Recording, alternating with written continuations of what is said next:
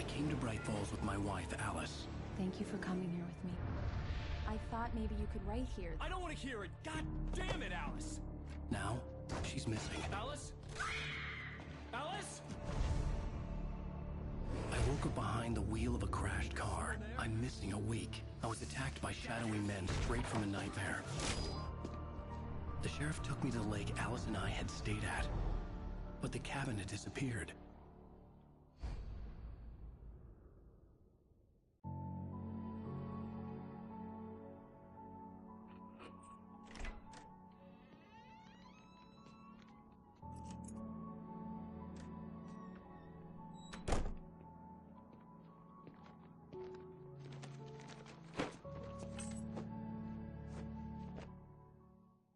Honey, I'm home. Back here, sweetie. How was it? Worst weather I've ever seen. You should put some coffee on. It'll warm you up. Hey, handsome. This is gonna be a long night, but these shots are turning out great. I guess you're gonna need that coffee then. I'll go put it on.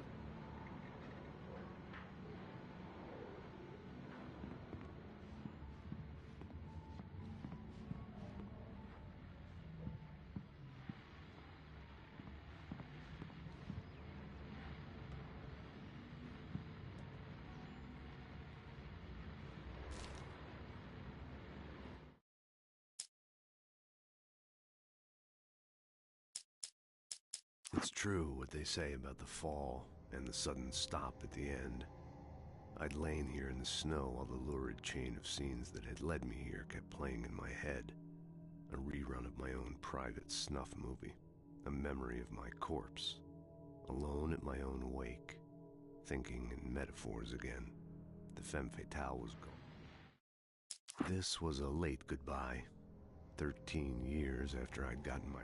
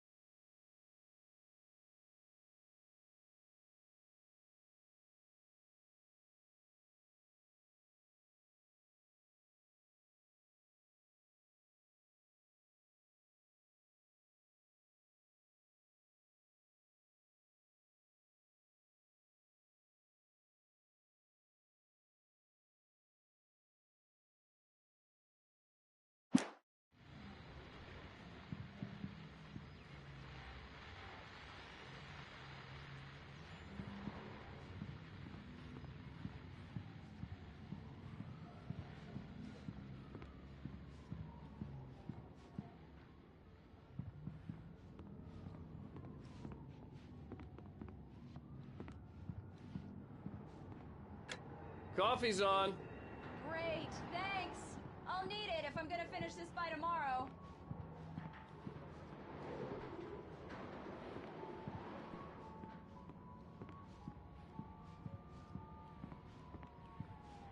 Oh, hey, I just finished those cover mock-ups. They're on your desk. Tell me what you think. No kidding. I didn't think you'd get them done this quickly. On occasion, I can perform all sorts of miracles, my dear. These look really good. Oh, sure, until Barry gets his hands on them. Which, by the way, will happen over my dead body. The last time was the last time. Oh, and speaking of Barry, he called. Alan! Alan, please check the fuse box. I'm right here. I'm on it, honey. Please, hurry! Honey, it's a power outage. I've got the flashlight. Okay. Hi. You okay? I'm sorry. It just really spooked me. Don't worry. We'll just break out the candles. I know it's stupid, but it's just... especially when I'm not prepared for it, you know? It gets to me. I love you. Tell me a story, writer. Okay. I used to have these nightmares when I was a kid. The dark really spooked me, too. When it got really bad, my mom gave me this old light switch. She called it the clicker. The clicker, huh? Yeah. If I ever got scared of the dark, I could just flip the switch and a magic light would scare the monsters away. Oh, sure. Here it is. Alan. Maybe it'll help you too. Yeah, nice story, writer boy. You made that up right now, didn't you? No. Seriously. I love you, even if you are a liar. Thanks for this.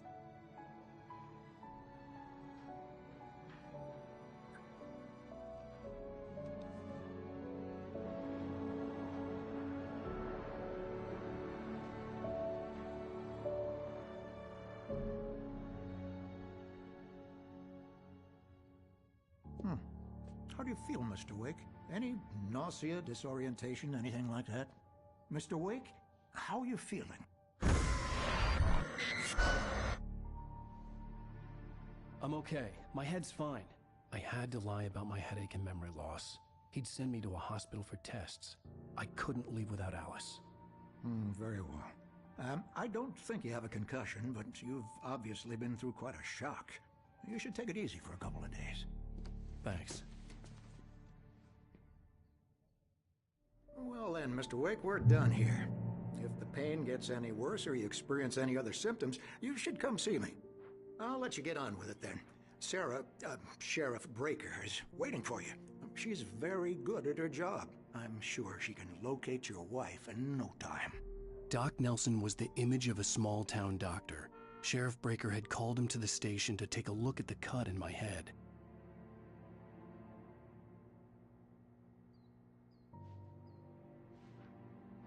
I'm sorry you had to cut your morning fishing short for this, Doc. Oh, she's a beauty, ain't she? Not the biggest I ever caught, if you can believe that coming from an old fisherman like me, but she's right up there. Now, she's a largemouth bass, which is what you're after if you prefer a lure. Now, if you want either trout or salmon, on the other hand, then it's fly fishing for you. You a fishing man, Mr. Wake? Oh, doesn't really matter, I suppose. But it can be very relaxing out there. You can't get me off the water this time of year. Closest thing to heaven. I'll take your word for it, Doc.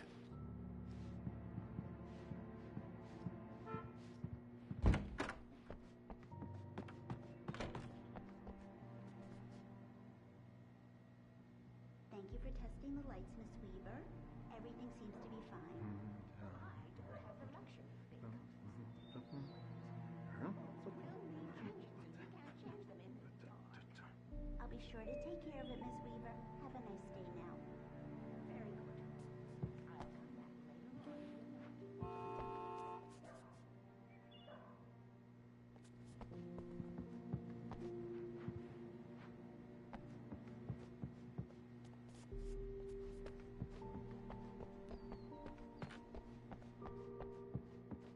Mr. Wake, the sheriff is waiting for you in her office down the corridor.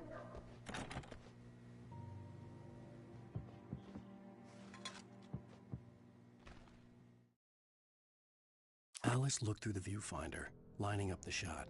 Cauldron Lake was breathtaking. Something caught her eye.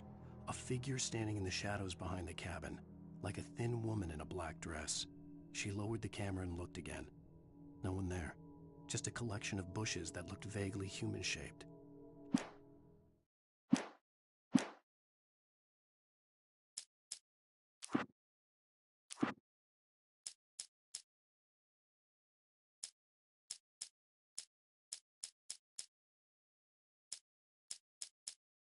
I stepped into the gas station's garage. It was dark and quiet. The place was a mess. It looked like someone trashed the place or that there'd been some kind of fight. Light spilled into the room through an open door at the back, and I made my way toward it. Without any warning, I was blinded by a bright light. An old portable TV on the shelf had come alive by itself. Impossible. Stucky spat on the garage floor and tried to shake the cobwebs from his head. Ever since the couple never showed to pick up the keys, things had been fuzzy. Something, a feeling caught his attention. Stucky looked up and stared as his brain tried in vain to Rose knew she had been gushing, but right now she didn't care. As far as she was concerned, her brief meeting with Alan Wake was literally the high point of her life. She watched as he got in the car with his wife. She was pretty, confident, at ease with Wake. Barry Wheeler was bouncing off the walls. He jumped on a plane after his calls were ignored by both Al and Alice for several days. It could mean that they were both on a second honeymoon, but Barry didn't buy it. Al had been way too unstable for that, not sleeping, messed up. Barry had years of experience dealing with Alan Wake, and he couldn't ignore it. Something was wrong.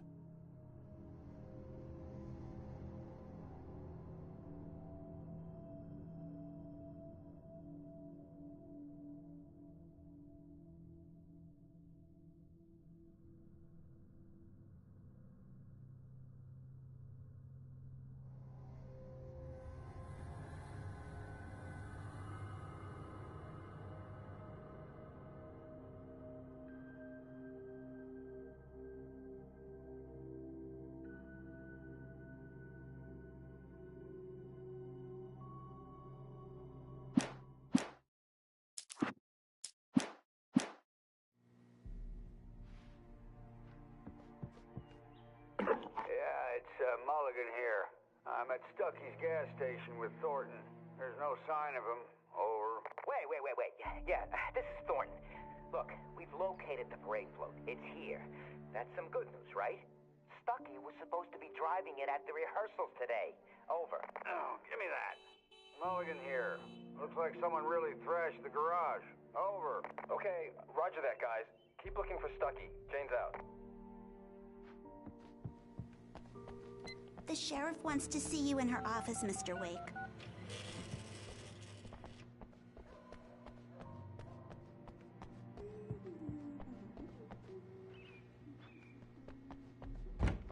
Come in, Mr. Wake. Your phone's on the desk. The battery was dead. It's charged now. Have you started looking for my wife yet? My men are already on it. Now, can you tell me what happened? I'm not sure. I can't remember. We were arguing. I walked out of the cabin. The cabin on Cauldron Lake? How did you end up at Stucky's gas station? I wanted to tell her what had happened last night, but I couldn't. She'd lock me up. Excuse me, I need to take this. Hello?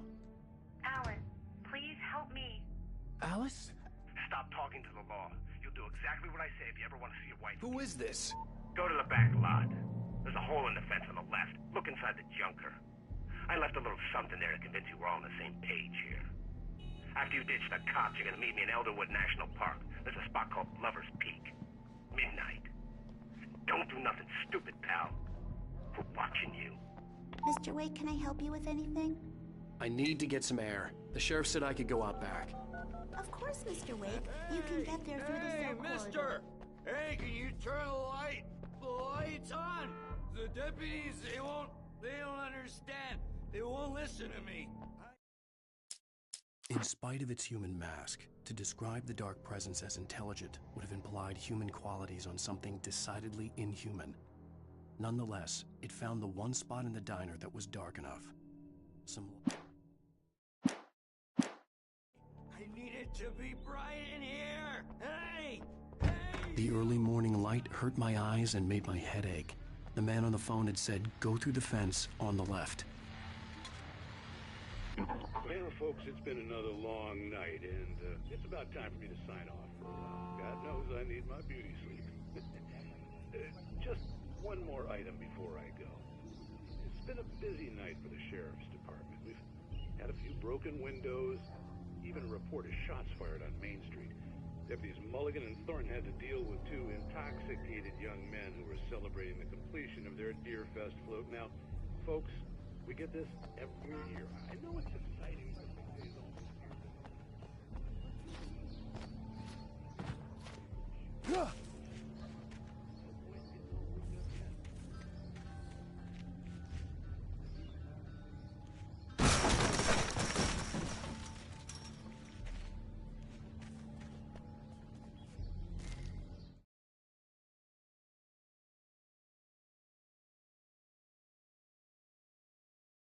The kidnapper fired his gun one last time, and the shadow vanished into the darkness it had come from. See? Nothing to it, Wake. The thought of Alice in his hands was revolting. We stood on the wooden platform of Lover's Peak, the waterfall on the mountain behind.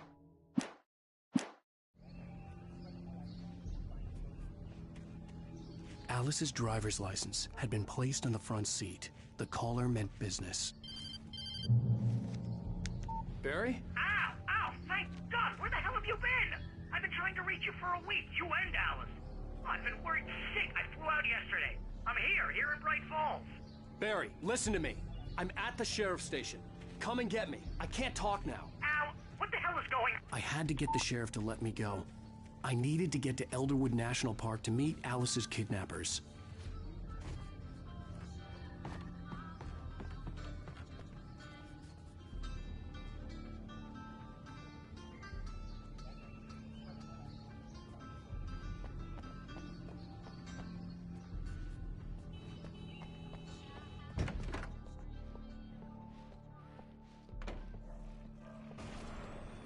A writer is a light that reveals the world of his story from darkness, shapes it from nothingness. The way a sculptor carves a statue from a block of granite. If I stop, the world I'm making dies. Darkness will reclaim it. It's a long, hard journey into the dark. Alice's life is at stake, but I can't think about that, or I'll lose it. The dread lingers at the edge of perception. I'll push on. Anything is possible here. I'll write the story. I'll save her.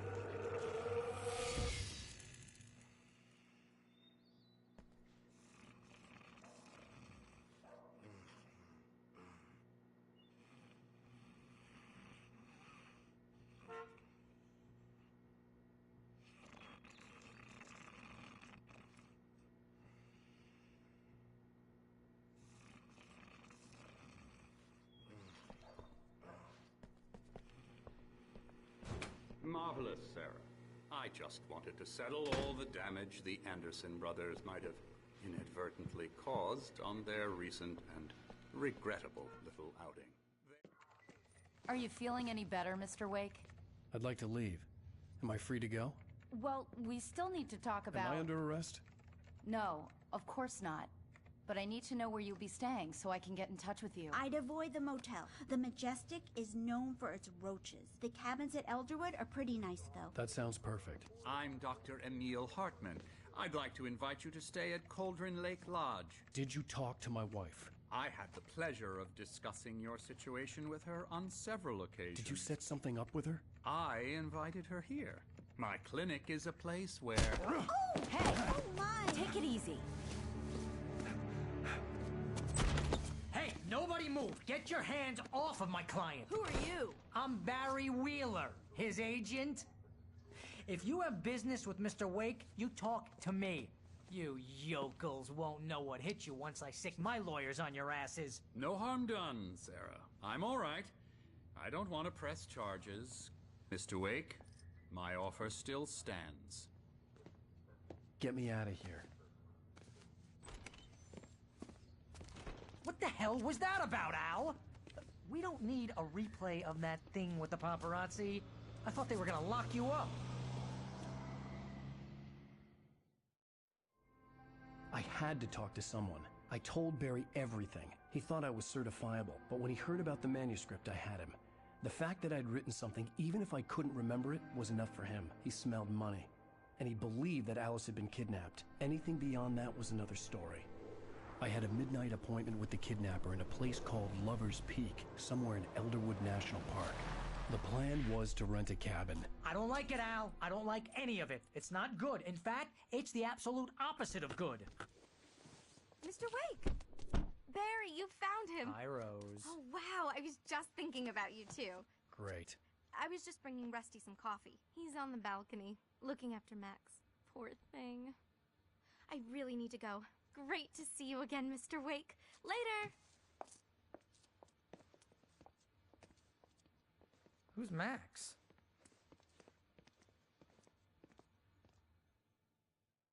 What an airhead. Jeez, Mr. Takes a swing at everybody. This is not her fault. She's a very nice girl and, more importantly, a fan.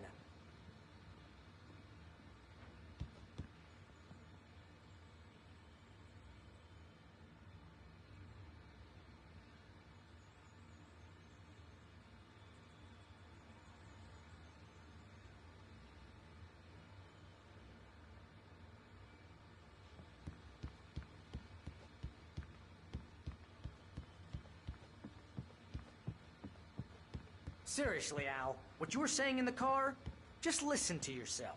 What, you shot a guy and his body just disappeared? When was the last time you slept? What, are you high? Have you been drinking? No! Look, Barry, I'm missing a week. And someone's got Alice. Do you and everything's just... understand what it sounds like when you say stuff like that? Don't get me wrong, it's a good story, could be a bestseller. But when you start confusing fiction with reality, you're buying yourself a ticket to the funny farm. Wait here.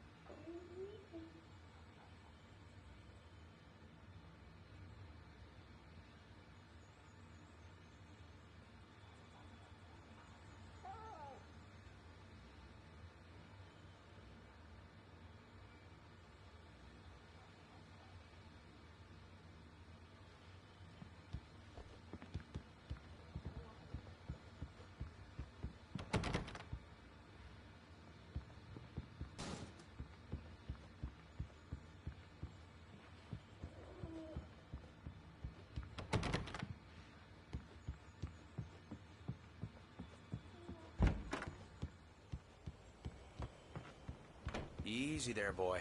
I'm almost done. Hey, Rusty, right? You rent cabins. Oh, Mr. Wake. I'd shake your hand, but mine are kind of full here. Actually, I'm sorry about this. Would you mind grabbing the registration form from the desk? It's just across from Bucktooth Charlie. Okay, sure. What happened? Crazy poachers. Max here got his foot caught in a trap. They're illegal to use here. Hell, you're not supposed to hunt within the park at all. But that doesn't stop some lowlifes. Well, at least Max is gonna be okay. He got lucky. Max is still groggy from the shot I gave him, and I'd rather not leave him alone just yet.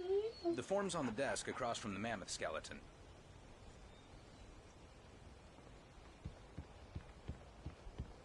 Okay, boy. We're almost done. Al, you can't just go and meet a kidnapper. Those situations always end up in disaster.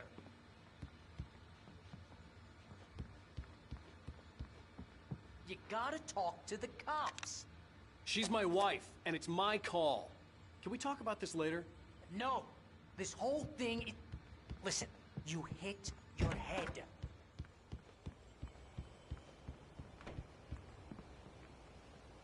I think this is the form you wanted. And here are the keys. Okay, you're all set, Mr. Wake. Glad to have you staying here. Thanks. Can you tell me how to get to Lover's Peak? Oh, sure. It's at the end of the nature trail. Just follow the paths, you'll get to it eventually. It's an easy walk. Nice spot, too. If you have any trouble finding it, just keep your eyes on the radio mast. It's right below that. Oh, and hey, if you take a walk in the woods, watch your steps so you don't end up like Max. I guess I'm a little worried.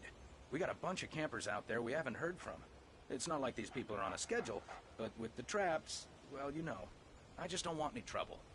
Right, thanks. If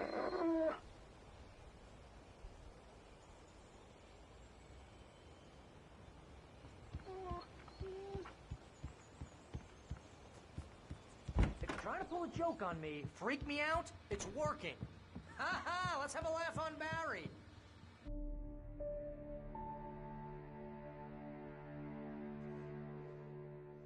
That's just crazy talk, Al. Al? Al? We should go to the sheriff or call the FBI. Damn it, Barry, they'll kill her!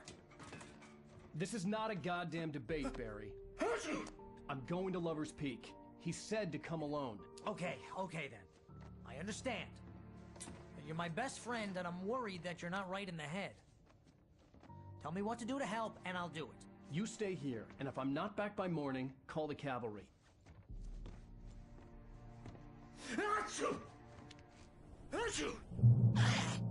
Just be careful with the natives, Al. These yokels are dangerous. Everybody hates a tourist, or it'll be deliverance all over again. Archie!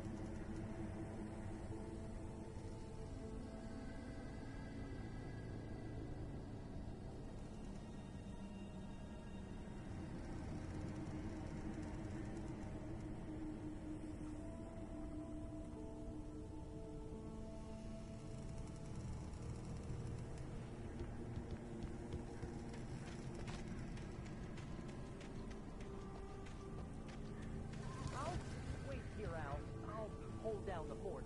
I'll be with you in spirit every step of the way, Al. Watch the door now.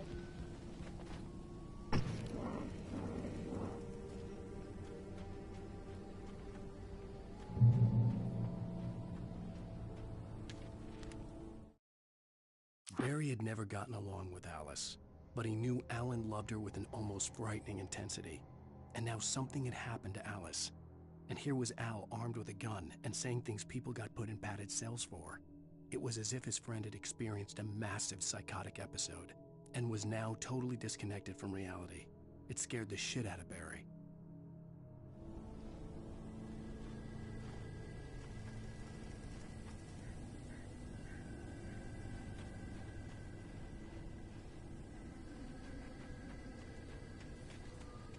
I knew I should have gone to the cops.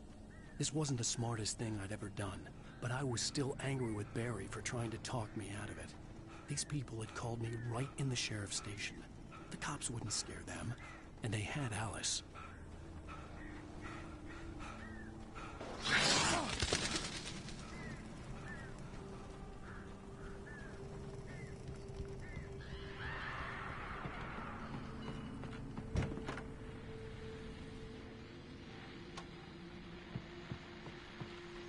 Welcome back to the show, folks. As promised, our very own Dr. Nelson has just parked his rear end in the studio. Doc, what's your Deerfest plan like?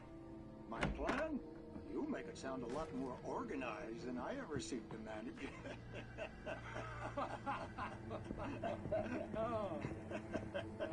No plan, really. Just taking the atmosphere. I'm getting a little too rickety to do much more than that, you know. Oh, tell me about it. No sack race for us older gentlemen, huh? Yes, exactly, Pat. But I'm going to check out the parade, of course. And I'll be one of the pie contest judges, too. Well, that takes a different kind of constitution. Oh, yeah. It's my kind of exercise. Now, Doc, seriously, you're in pretty good shape, though. You're the outdoors type. I know for a fact you're an avid fisherman. That's right. Matter of fact, just caught a heck of a largemouth bass early this morning. But you're not taking part in the fishing contest? No, not this year. See, Pat, I'm just not that competitive anymore. Now I just like to take my time and enjoy the peace of it. It's no fun if I need to worry about what I'm catching, you know? Considering your track record, participants is probably pretty average.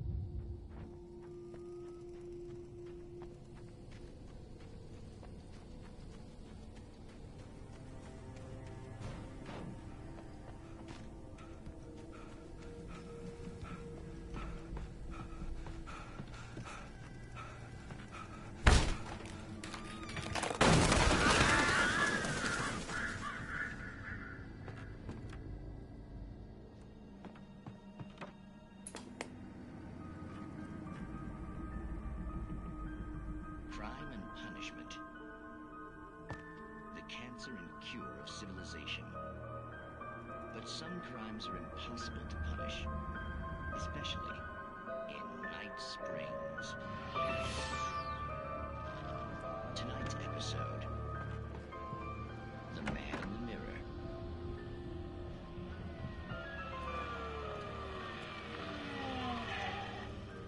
He's inside, Agent.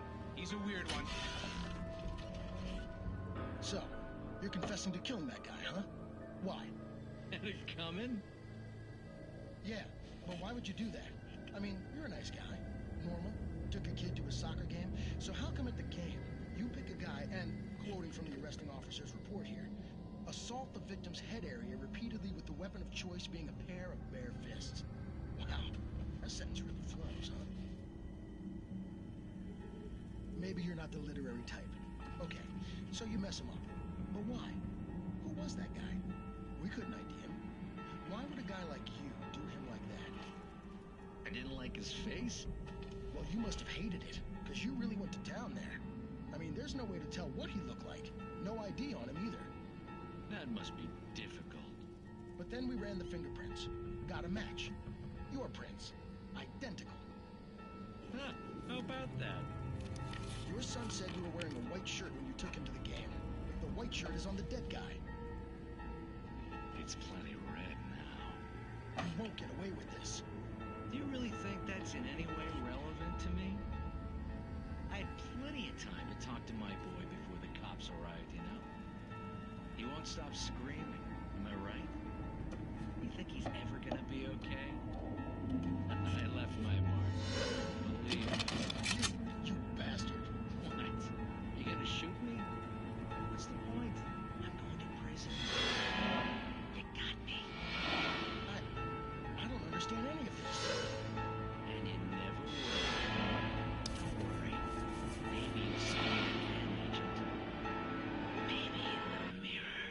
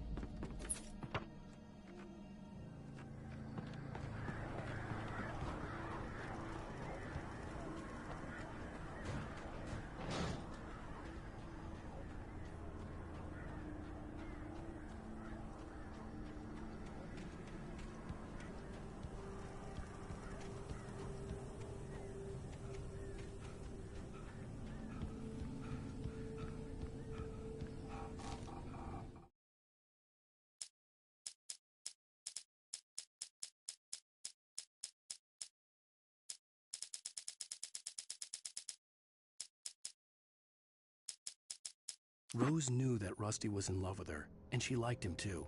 She liked him a lot. He taught her to dance, and life had certainly taught her the value of a man who was gentle. He treated her well, made her smile, made her feel good. But Rusty wasn't the prince of her dreams, and that tended to underline the unbearable.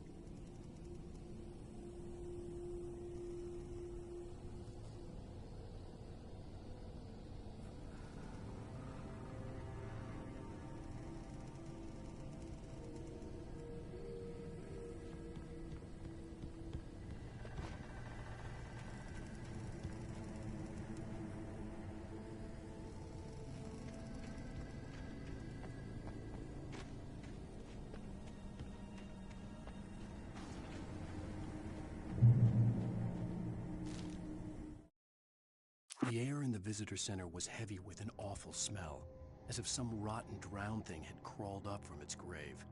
Rusty kept coughing blood. My eyes were drawn to the twisted shape of his broken leg. The attack had been vicious. Max whined in his cage. Rusty's eyes were wild with fear and terror. He gasped. "Mr. Wake, it happened just the way it was on that page."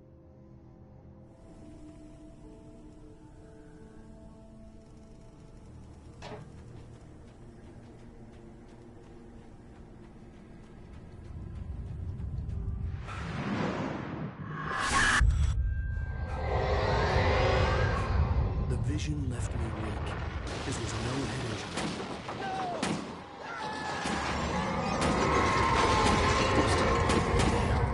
Rusty, hang on! I'm coming! Please, help me!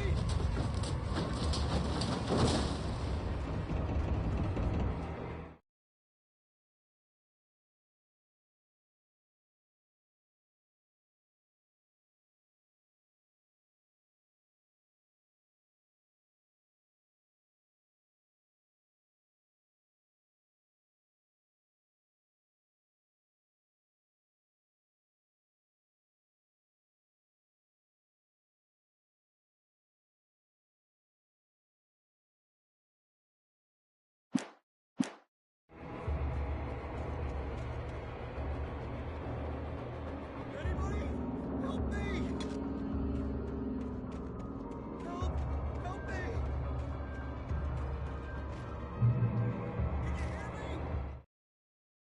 The visitor center was sturdy, but the impact turned the front of the building into splinters. Rusty was thrown across the lobby like a rag doll and hit the far wall hard. It didn't hurt until he tried to move and saw his leg bend the wrong way, felt the broken rib stabbing him on the inside.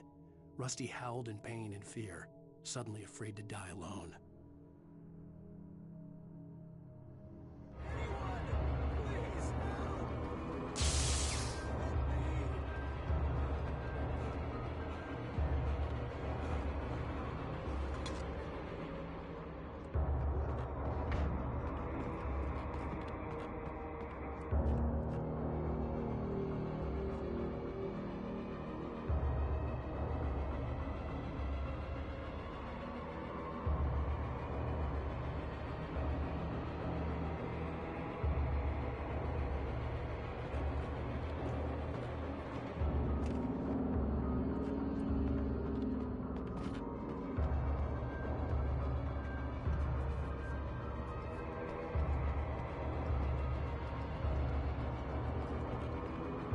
The ranger's office was locked. I'd need a key to get in.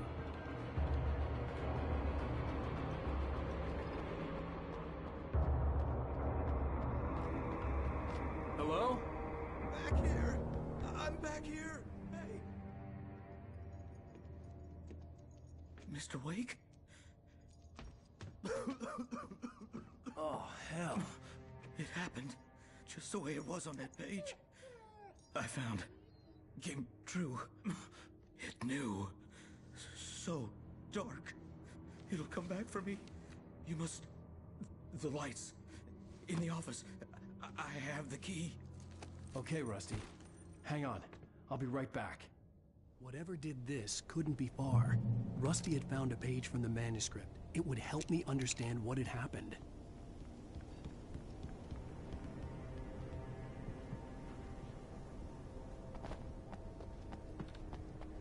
The only way to make sure that Rusty was safe was to get the power running and the lights back on.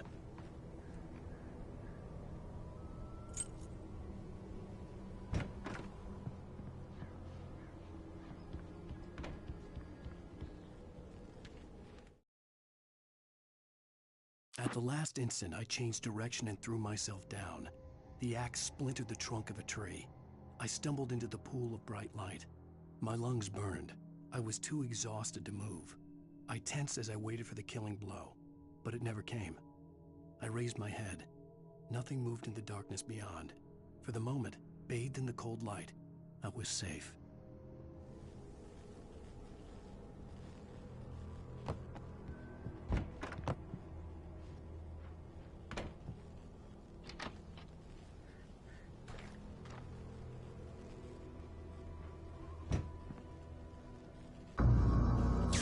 Too late. Someone had destroyed the circuit breaker. There was no way to get the lights back on.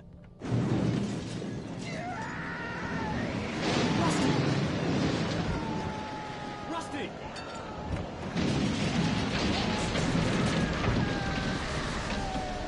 The ground was covered with oily patches that looked like liquid darkness. Just need hunting licenses.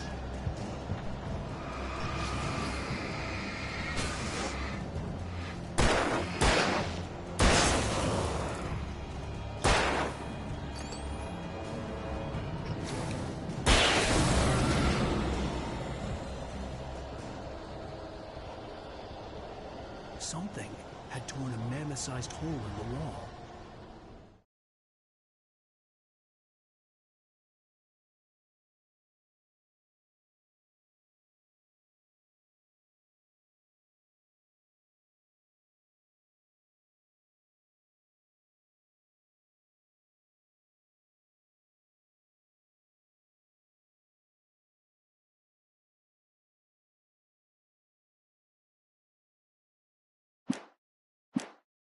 Please!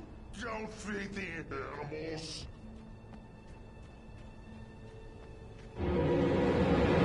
Fishing is only permitted in 4,000 acres. Bridges up, Park. License! Obey! The park ranger's instructions. At all times. Rusty? Rusty, no! Never... You're no closer than 100 yards. Two bears and wolves! Never approach any other Wildlife closer than 25 yards. That must be leashed. At all times. Never leave your pet Unattended.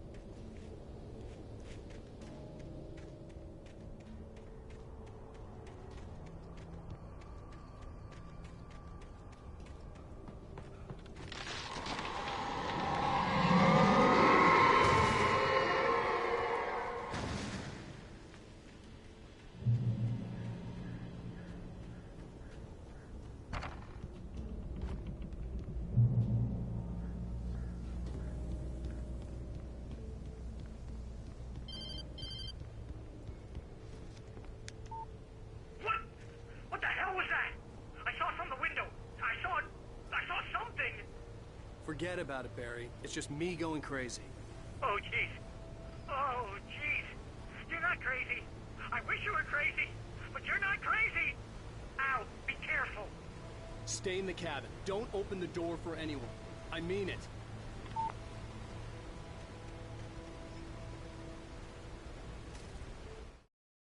In that last instant of consciousness, Rusty thought about Rose.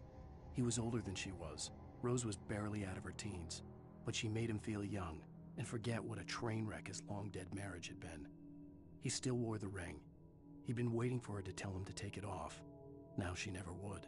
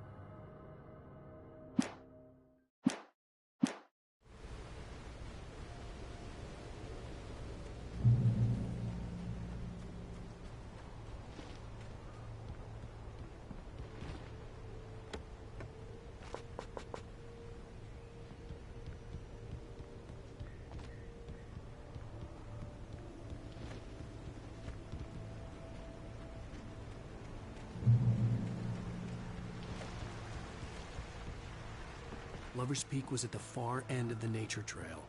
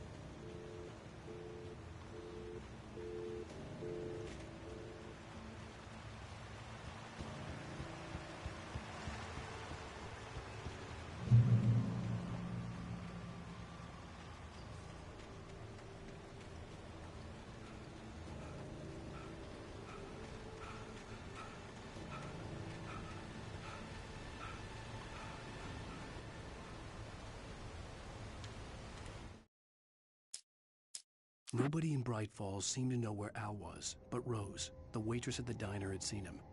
From what Barry could tell, Al pretty much fell off the face of the earth when he left the diner. Rose was just the kind of fan that Al hated, but she really tried to help.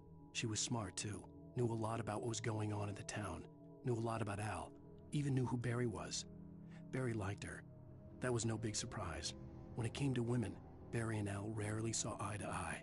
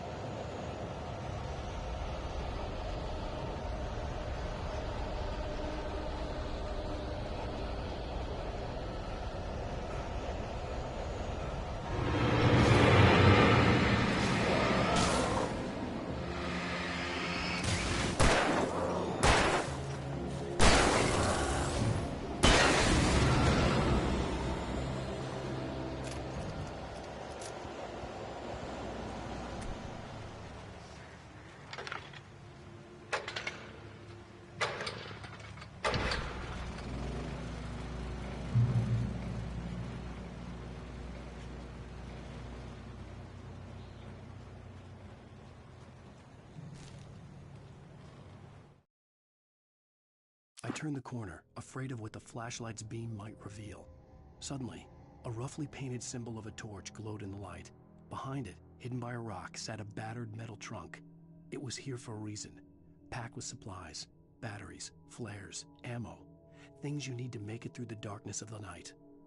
Something left behind by...